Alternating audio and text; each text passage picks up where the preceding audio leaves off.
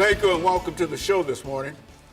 The topic this morning is migration movements, and we're fortunate to have with us to talk about the movements of people from place to place, Alana McLaughlin, who will give us some information in reference to her background, education, and some of her experiences.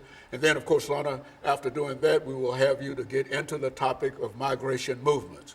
But before we do that, let's have you to talk about your background, your education, and some of the things that were important in terms of bringing you to us this morning, recognizing that you've been with us for about, the last 8 years, dealing primarily with some of the things that you're dealing with now. But this is a new season, and so let's start off by talking about migration movements throughout places.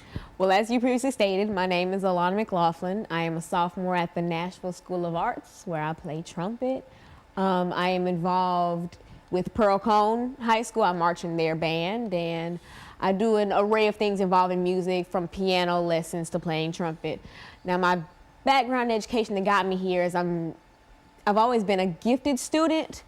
Here in Nashville, they have an encore program where gifted learners do, extracurricular activities to exercise their mind a bit. And I knew from a young age that speaking and sharing knowledge was something that I wanted to do, and that's what brought me here today.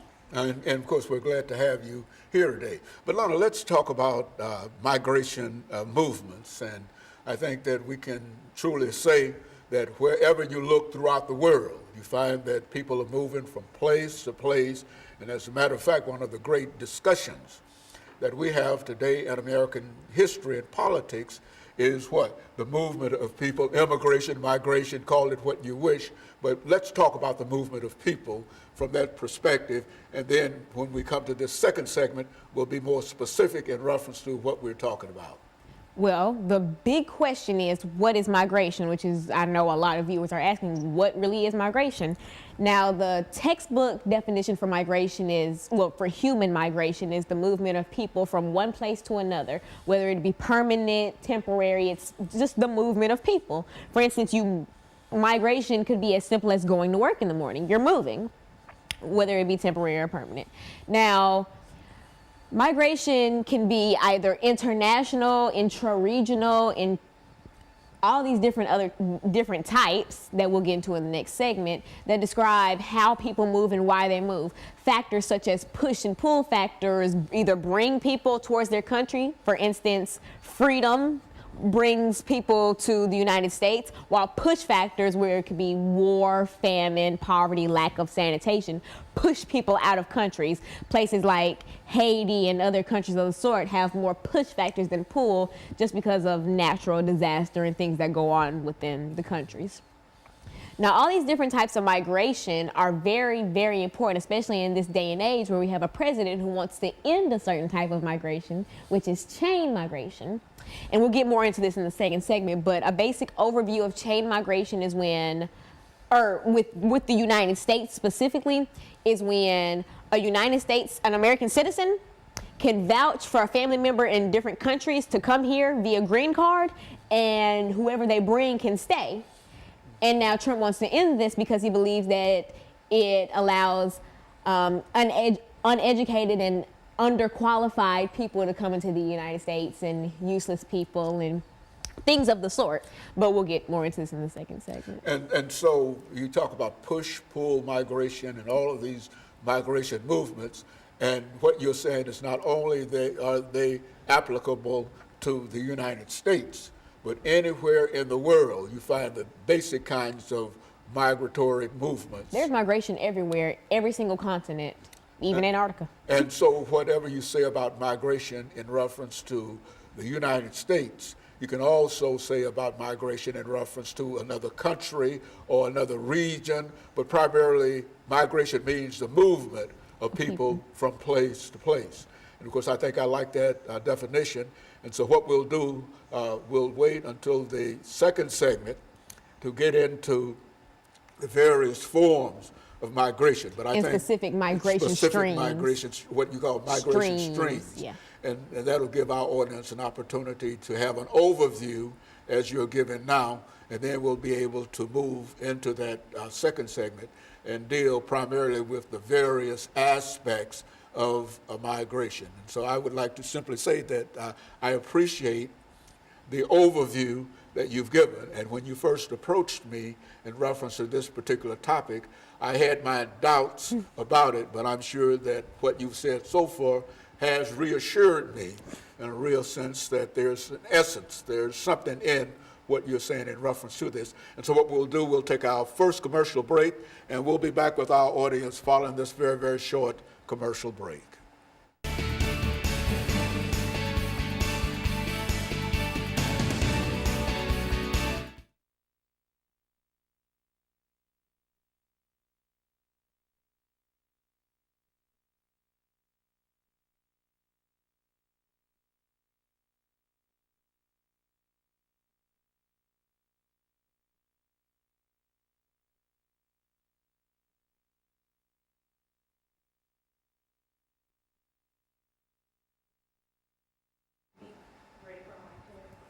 Okay, you sure don't touch it. Our Father, who art in heaven, hallowed be thy name, thy kingdom come.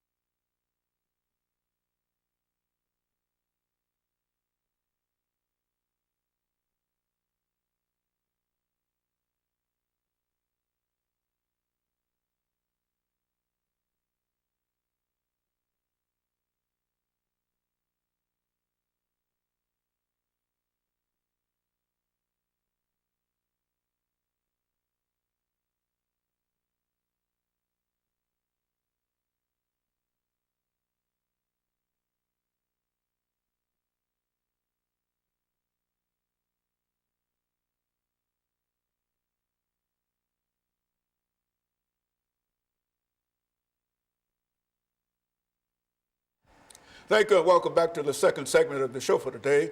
We're talking to Alana McLaughlin, and she's given us some information in reference to migration movements. And of course, Alana, let's see if we can pick up where we left off the first segment and talk about the movement of people from place to place, nationally or internationally, as you indicated during the first segment. Let's talk about migration, define it in a real sense. Now, in the first segment, we said that the big question for this episode this morning would be, what is migration? Now, like I said, the textbook definition of human migration is the movement of people from one place to another. Whether it be permanent settlement or temporary settlement, it's simply the movement of people. Now, migration has two major types. International, which is moving from country to country, for example, the United States to Canada, or intra-regional, which is staying within your country's boundaries. For example, it would be the United States, California to Colorado. That would still be in the same region.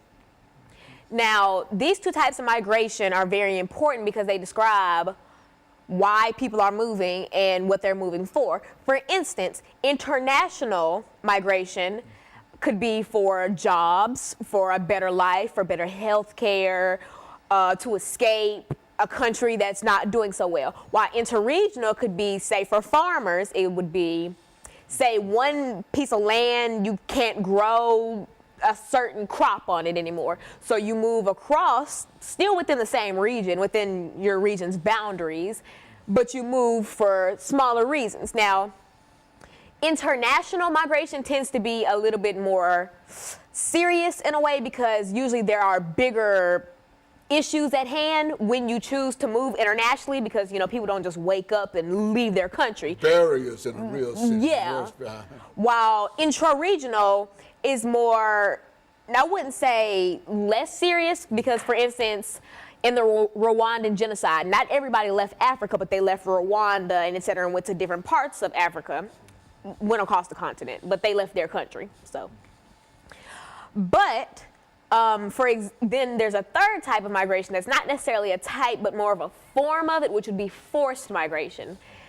And forced migration is exactly what it sounds like. It's when you're forced to leave your country, whether it be due to poverty or lack of sanitation, famine, or you're physically pushed out, say due to war or prejudice, racism, civil issues. You're being forced out of the country. It's not by choice at all. While the other two types can either be maybe by choice or maybe you just felt like you had to, but forced migration, no conversation. You have to leave.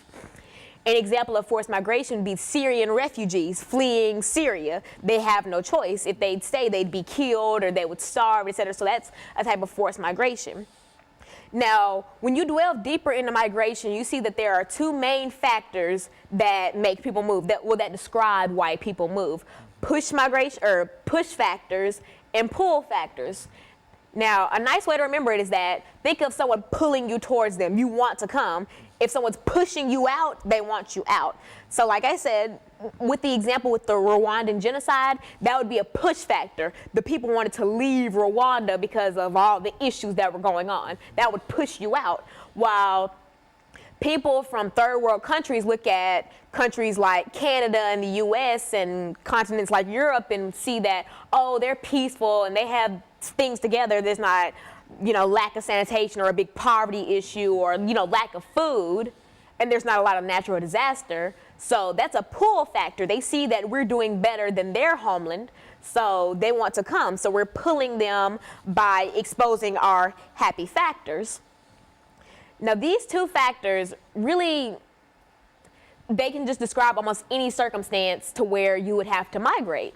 And it's good to know what's a push and what's a pull, because if you're in a situation to where you need to leave your country or wherever you're at, your state or wherever, you're going to have to name, well, you should name the push and pull factors of wherever you're going, just so that you don't get into a worse situation. For instance, moving from Syria to, say, 1990s Rwanda.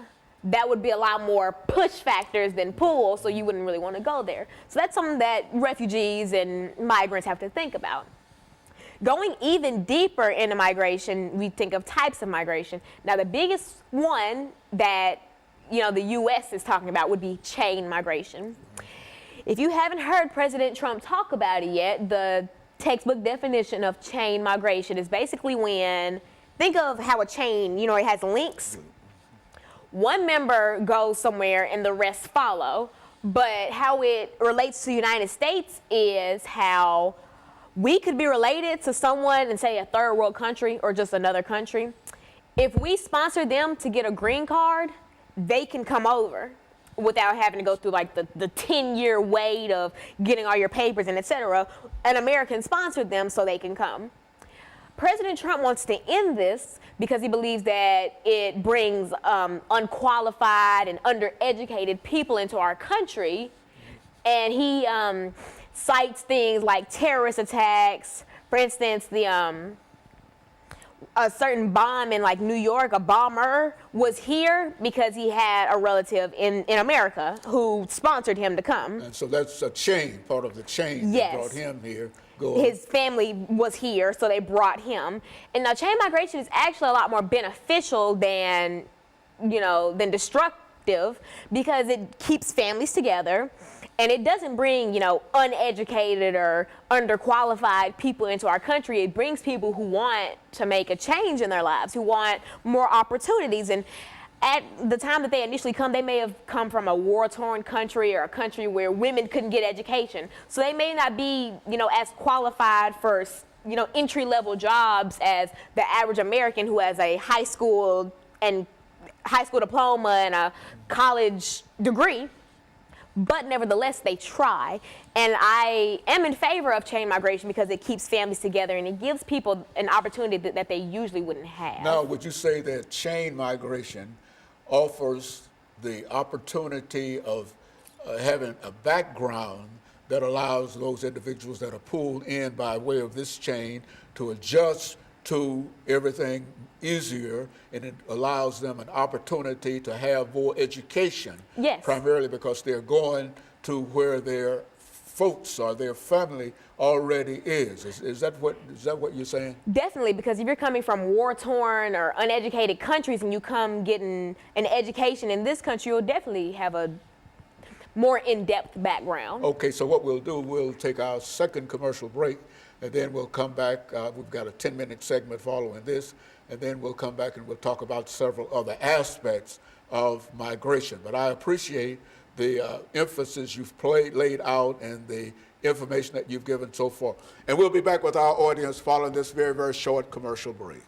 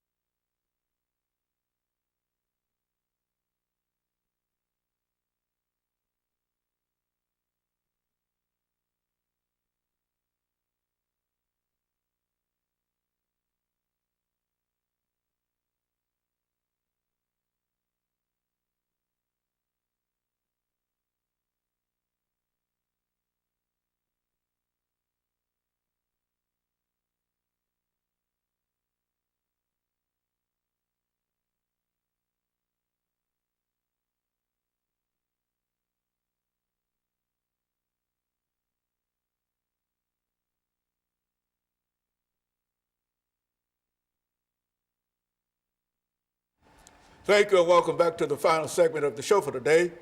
The topic is migration, and the guest is Alana McLaughlin, and she's given us some information in reference to the movement of people from place to place, and in a real sense trying to buy in to some of the political and social discussions that are present today in reference to how people move about, primarily in the United States as well as from outside of the United States. And let's pick up with this final segment, Lana, and give you an opportunity to continue to inform us and educate us in reference to migration.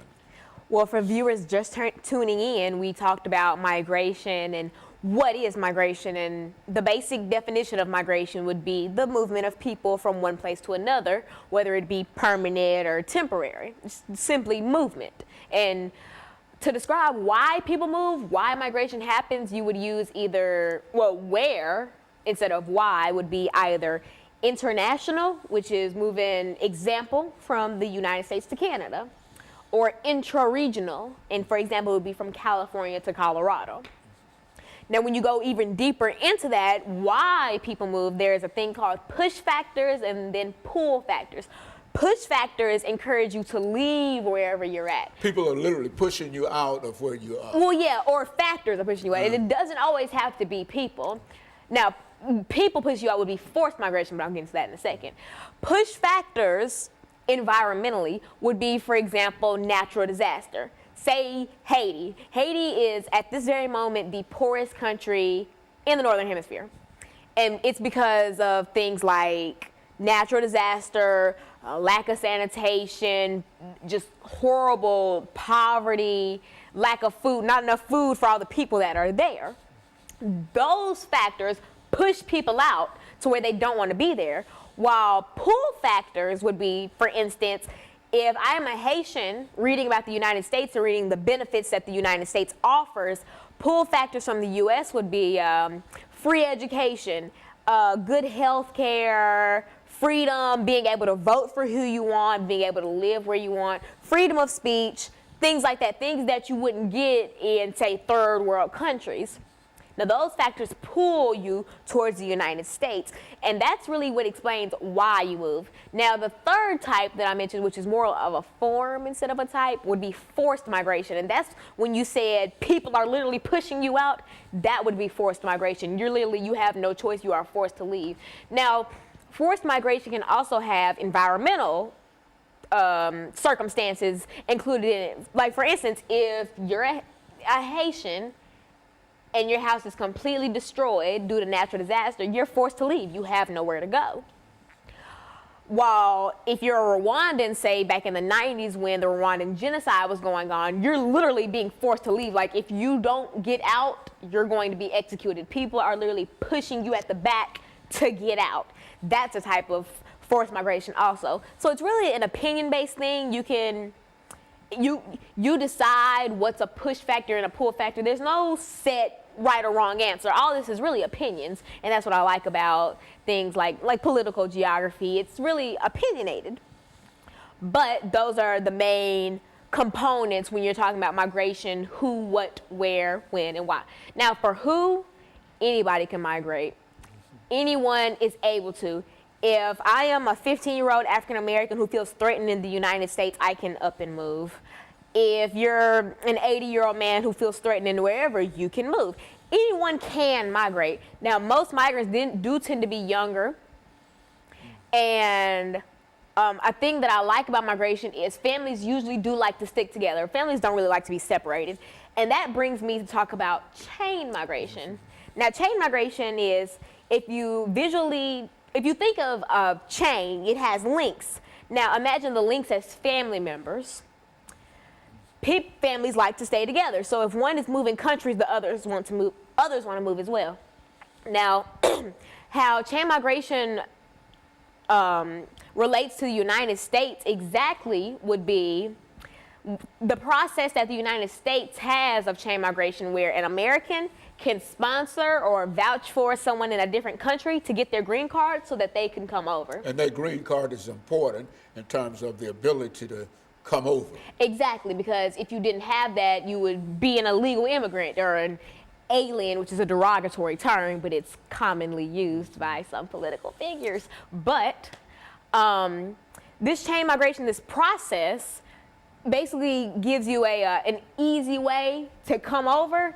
And people migrate, like I said, for various reasons. And like I stated, the United States has lots and lots of pull factors. So people are really jumping at the opportunity to be able to move. And having this process is really, really good because it helps. For instance, it helps bring migrant workers into the United States, because as much as political figures like to say that they're taking up all our hardworking American jobs, they're not. there are jobs for hardworking Americans, but also we do need migrant workers because we don't want to end up in a situation where the dependency ratio, which is the ratio of people who can work to the people who cannot, we don't want the dependency ratio to be to where there's too many people who can't work and not enough people to work, which lowers the economy. We want to keep it stabilized, and it is fairly stabilized in the United States. We don't have like a tremendous amount of people who cannot work, like older people or disabled people, while a small number of adolescents or teenagers who can work, who are able-bodied. We don't have that. But to be able to maintain that, bringing migrant workers over via this chain migration process is really efficient, because we don't want to end up like other countries, like I said, whose dependency ratios have just skyrocketed.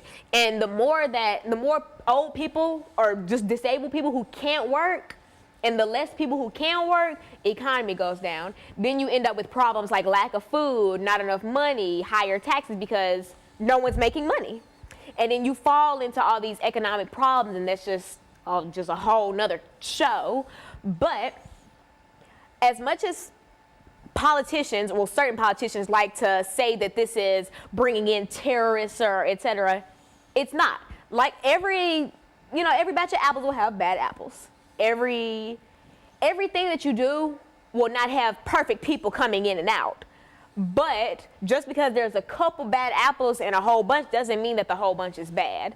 Because if everybody who came via chain migration was bad, if we thought that everyone who came would be bad, it wouldn't have been started in the first place. Chain migration, this process wouldn't have been allowed to go on for as long as it has. So basically what I'm trying to say is that it's not every person who comes from a different country to the United States is bad. There are some religious extremists, and we talked about religious extremism in the last show. There are some people who do come over to the United States to wreak havoc, but there are some people who go from the U.S. to third world countries to wreak havoc.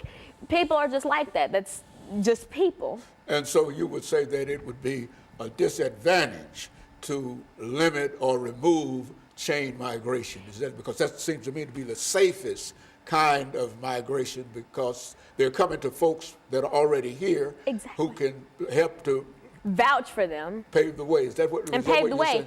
And it's almost unethical to be able to tell somebody that they can't come from a war-torn country and they want to better themselves or get a proper education, raise their families in a safe place, to be able to tell them that no, they can't because some people ruined it for everybody. That's unethical, and that's not practical. And I do believe that if we do keep with these walls and all this in any chain migration, we will have a high dependency ratio, and the United States will fall into an economic crisis like that of the 30s and 40s. And so you believe that migration plays a significant role, and more people like yourself ought to become involved with the factors and understanding in reference to it, so that they might be able to make correct decisions in reference to people coming in.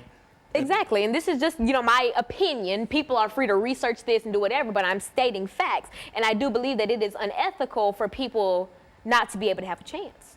Okay, very good. And now let me thank you for the information that you've given us, and let me encourage our audience to tune in again next week for another informative edition of Comments. Thank you and good morning.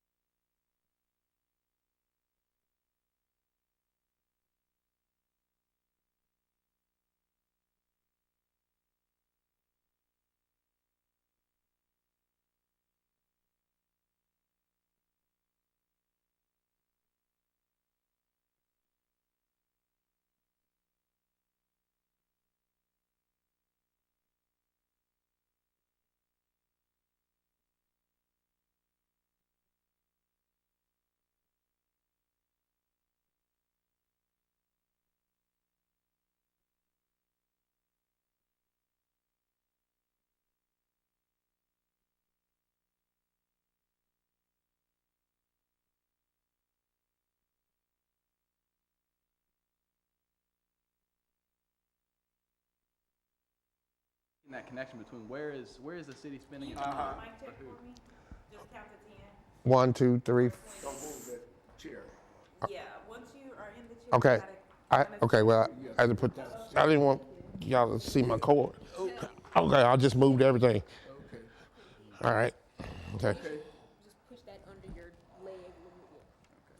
So Alana, we'll call this house. Okay, if you can count to 20. Me. 1, 2, 3, 4, 5, 6, 7, 8, 9, 10, 11, 12, 13, 14, 15, 16, 17, 18, 19, 20, 21, 22, 23.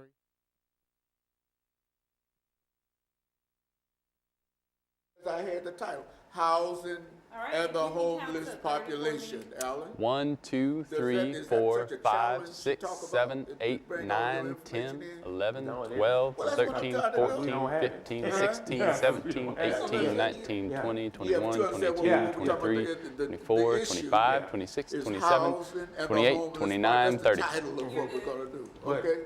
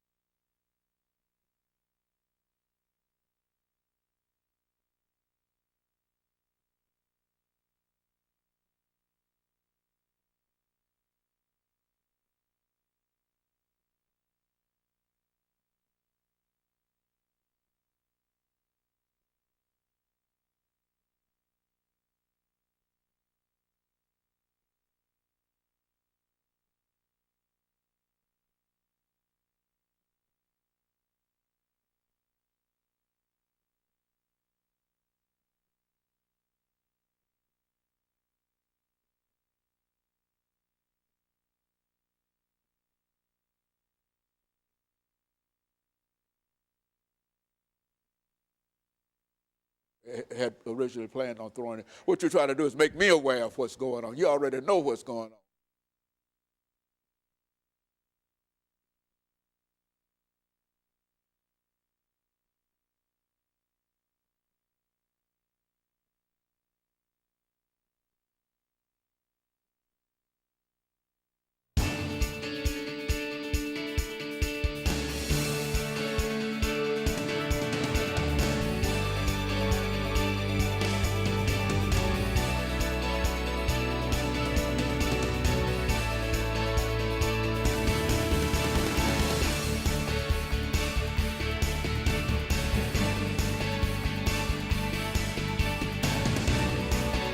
Thank you and welcome to the show this morning. The topic this morning is housing and the homeless population in Nashville. And we're fortunate to have with us to talk about housing and the homeless population in Nashville, Howard Allen and Austin Salbrow, both members of the community who would like to give some information in reference to the issues dealing with housing and some of the issues that flows out of housing. So let's, Mr. Allen, start with you by having you as well as Mr. Sabrow to give us some information in reference to your background, your education, and your experiences. And Mr. Sabrow will take about 3 or 4 minutes to talk about his background, education, and experience. And then we'll be out of this first segment, and then we'll move into a commercial break and have our second segment. Let's start off with you. Talk about your background, education, and some of your experiences, which will then allow you to do the same thing, Mr. Sabrow. Well, first of all, Dr. Haney, I'd like to thank you for having us here. I was born and reared here in Nashville, Tennessee. I'm homegrown. I went to private school. I have 3 years of college. And I have co-founded an organization called the Nashville Homeless Underground. And I partnered with an organization called Homeless for All. And what I see here now is that I'm an activist and I'm homeless myself. And I've seen the history change as this city grows. And we want to know, how can old Nashville coexist with new Nashville? And one of the things is, you have, according to Article 23, you have the right to have food, clothing, and the right to pursue happiness. And when you don't have housing, you can't pursue happiness, because that's a sanctuary. That's a dwelling place. And right now, it's a lot of people here in this so-called it city that do not have housing. And they're building many condominiums and garages and other hotels and motels, but no low-income housing for the least of thee. And they use the word affordable housing. And I like to use the word low income, because when you say affordable housing, it's affordable for who? Very good. And of course, Austin, let's talk about your background, Sure. education, some similar information. Sure. And then we'll get into our second segment. So I've been in Nashville for about almost 12 years now. And I sort of, when I first moved to Nashville, I'd finished up college, and I really got involved in the Edge Hill community. And got to know a lot of folks in the Edge Hill neighborhood as that community began to change and gentrify, and a lot of the neighbors in that community were really concerned about the way that their neighborhood was changing. And so that was sort of my first entry into really seeing the costs of growth in the city. And since then, over the years, I've worked with a number of groups, but my primary work right now is with a group called Homes for All Nashville, which Howard mentioned.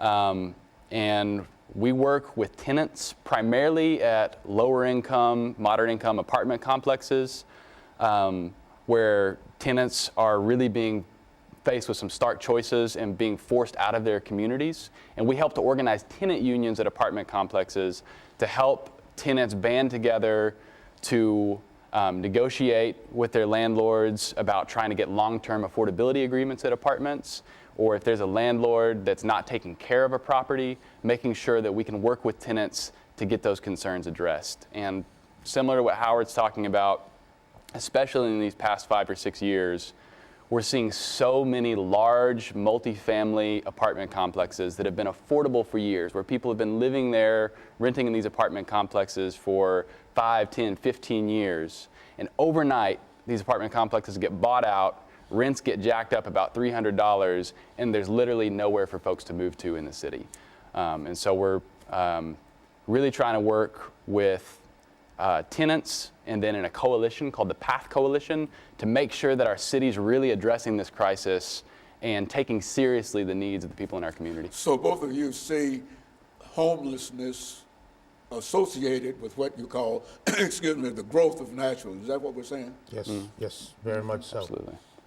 Very good. And so what we'll do, we'll get ready for our first commercial break, Mr. Allen, and then we'll come back and have you to start us off with an 8-minute segment that will give us some information in reference to some of the things that your group is planning in order to move forward.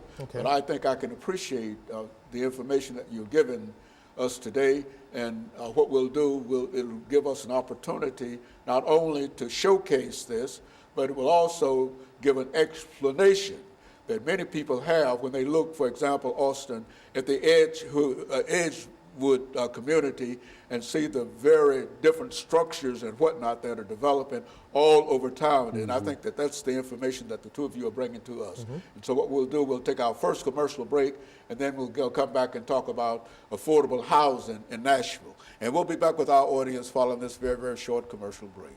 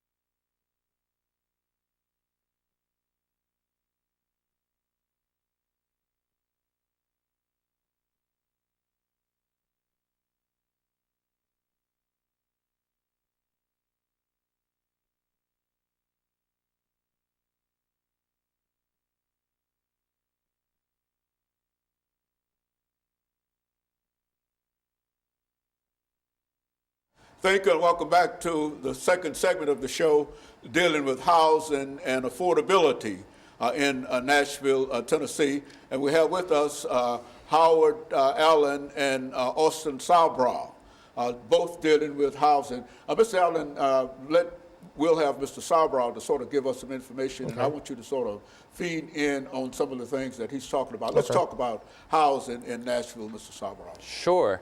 So I think one of the big things in my mind is sort of framing the housing crisis that we're in and really thinking about the scale of the housing crisis we're facing.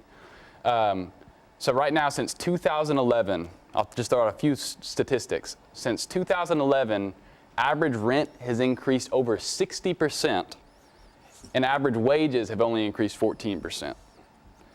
And so what that means is almost 50% of every single renter in the entire city, half of all the renters in our city are cost burdened, which means they're paying between 30 and 70% of their income on housing.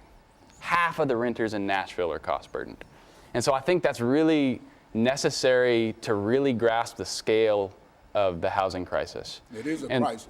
Absolutely. And I think the other thing to me that's really important in framing this discussion is when we hear terms like affordable housing, oftentimes I don't think people really grasp what that term means.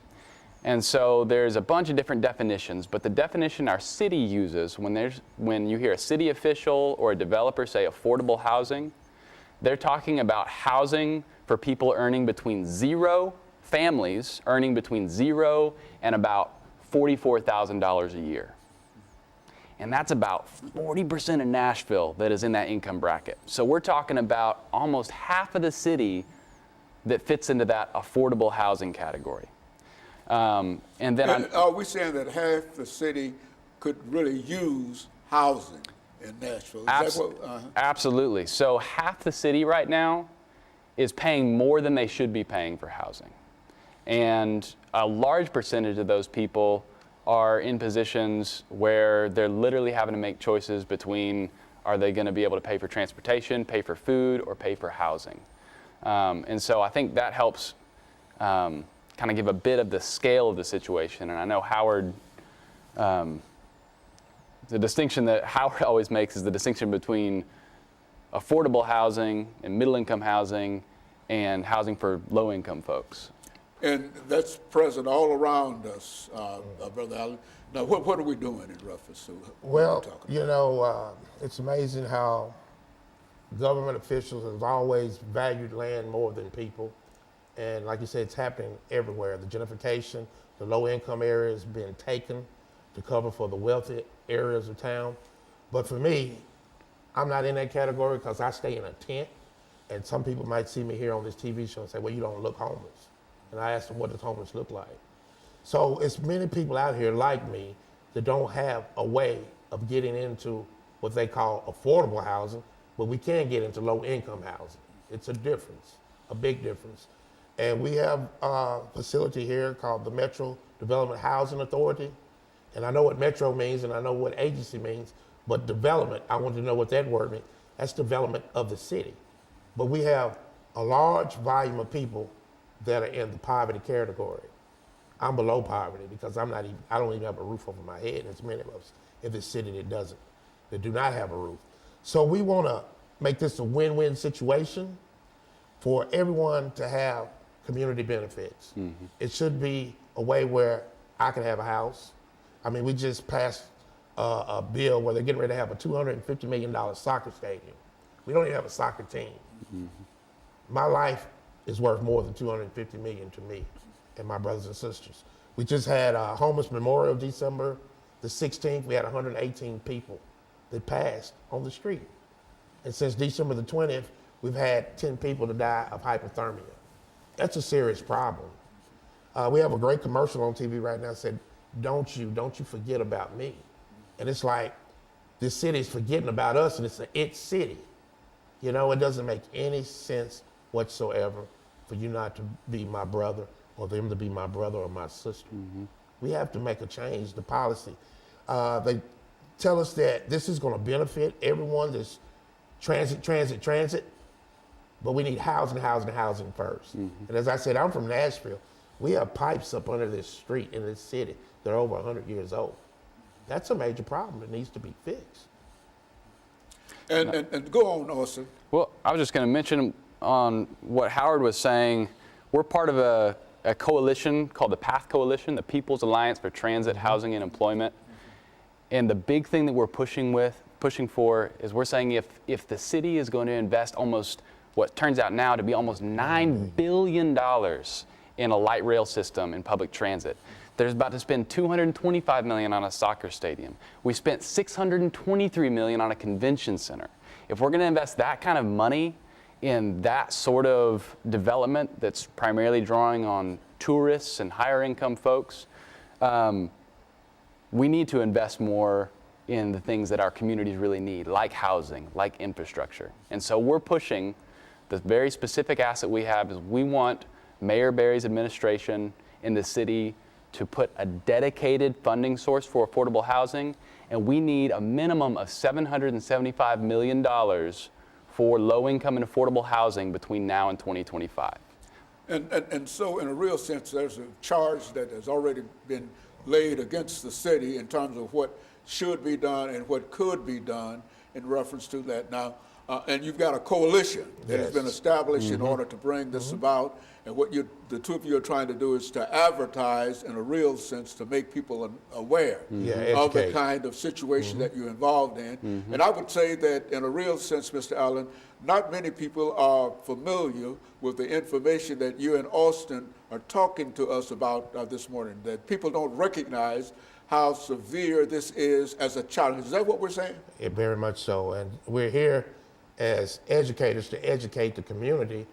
Don't hate the messenger, hate the message, because we all have, this is a we thing, and everybody, this transit is going to affect everybody. And housing is the most essential thing you must have in order to be able to survive anywhere on this earth. And so what we'll do, we'll take this second commercial break, and when we come back, we'll talk about development in a real sense, because I think that there is an aspect of housing in development that would play a very, very significant role in terms of what the two of you are talking about. And so what we're going to do, we're going to take our second commercial break and come back with 10 minutes that will give the two of you an opportunity to talk about some of the issues involved with development. And we'll be back with our audience following this very, very short commercial break.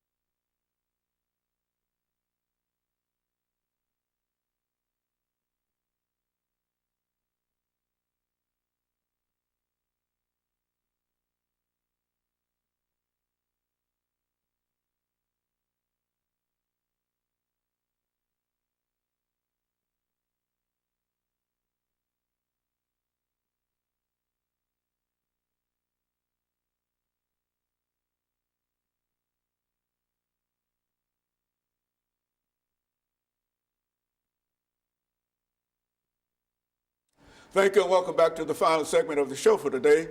We're talking to Austin Allen and Howard Allen and Austin Salbrow in reference to affordable housing in Nashville and some of the issues that are associated with the housing population. And let's look at, Austin, the issue of development, because I think we've indicated that development is important. Alan has also indicated how important development is. But let's talk about development and how development might be an impediment in terms of keeping affordable housing from Nashville. Absolutely. So I think a big thing to think about is, let me take a step back. Nobody's against growth or development in and of itself. We all recognize that our city always needs to change, and it always will be changing. No one's saying that the city shouldn't be changing. But I think the big thing for us at Homes for All, and then as the PATH Coalition that we're pushing for, is to say, where is our public money, our tax dollars, what are we supporting with those tax dollars?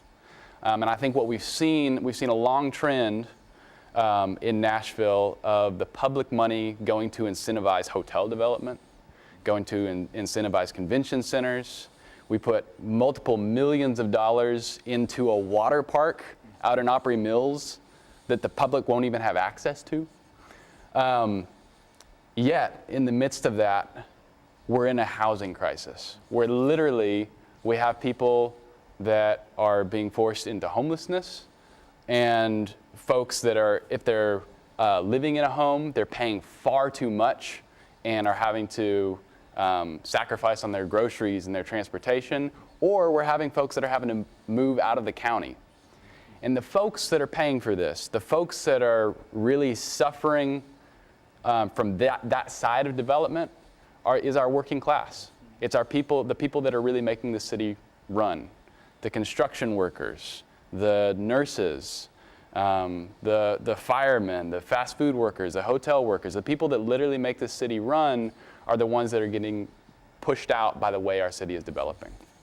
And so what we're really imploring people to do is to call our city officials, call your councilman, call the mayor's office, and say, if we're going to invest millions upon millions of dollars in hotels, if we're going to invest $9 billion in a light rail transportation system, we need to be investing serious money in housing.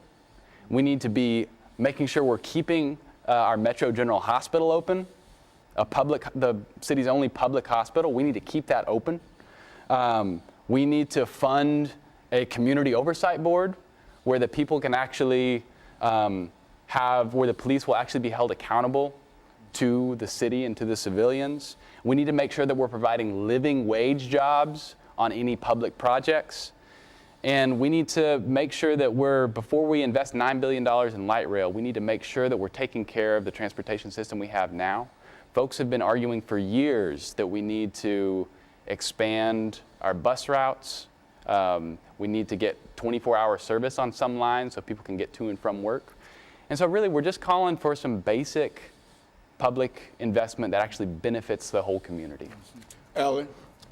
Well, I agree with everything Austin said, but what I think we need to do is have a Freedom of Information Act so we know where that money's coming from and know where it's going to be spent.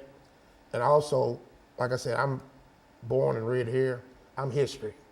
We need to reserve some of that history. I don't want to be displaced by a transit system. If you look at what's happening in Oakland, California right now, they're doing already what they're trying to do here. And it shows gentrification, displacement. It's always a hypocrisy when someone says this policy is going to benefit everyone, when actually they're misspeaking words. They're fooling you instead of talking to you like you're intelligent, because it's hurting the poor people. And it's not about, it need to do the moral thing. It's not about being liberal or conservative. It's about doing the right thing. Things that The are complete right thing. And like I said, you're gonna displace a lot of people. You're gonna, I don't know what the point is that you're really trying to do to the least of thee, because I'm your brother. You can't forget about me. There's plenty of us out here like this. And it's gonna take a wee thing, and silence is no option here in the so-called It City. General Hospital, I stand up to Councilman Glover for stopping that, because that's where I go, you know?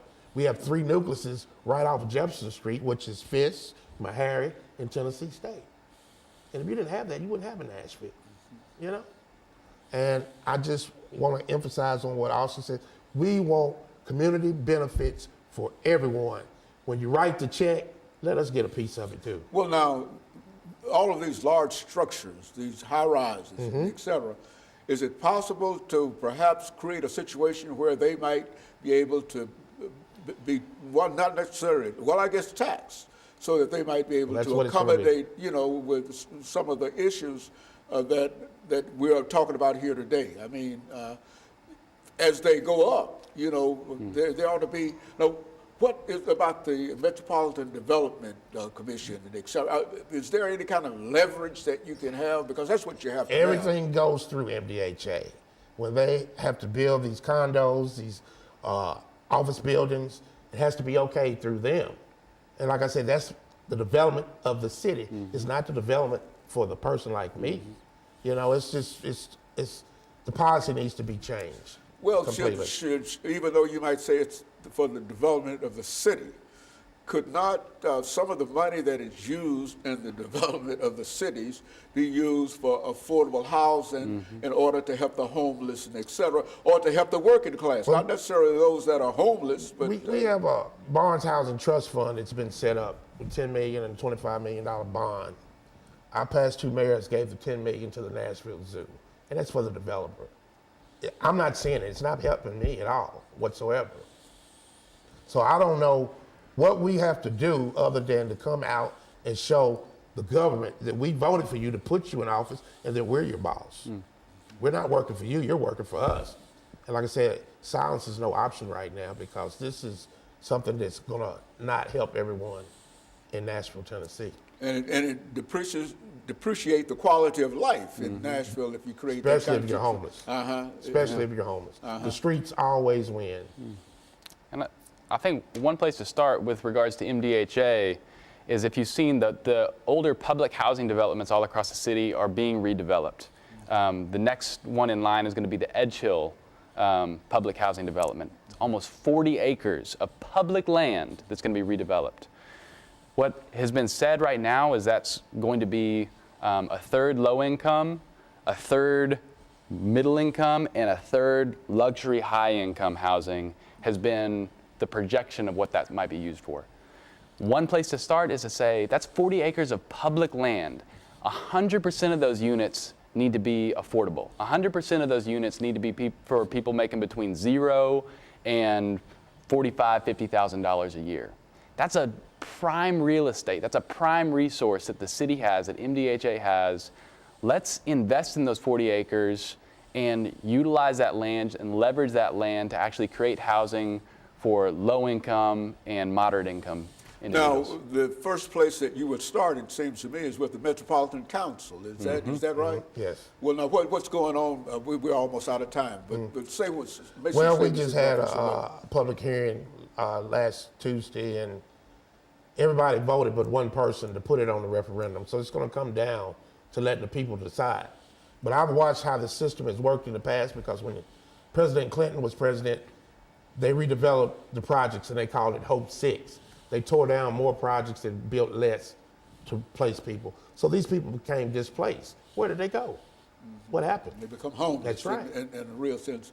And so we're running out of time here, but we do hope that what has been said here will give folks some ideas, because I must admit that I think I know quite a bit about what is going on, but I often wonder about how these large buildings are going up, and at the same time, there's such a large population of homeless people. And so I want to thank the two of you for bringing by that information. It might be a small effort, but I think something has to be done, and it might start small, and you might be able to generate more support. And so we want to encourage our audience to tune in again next week for another informative edition of Comments. Thank you, and good morning.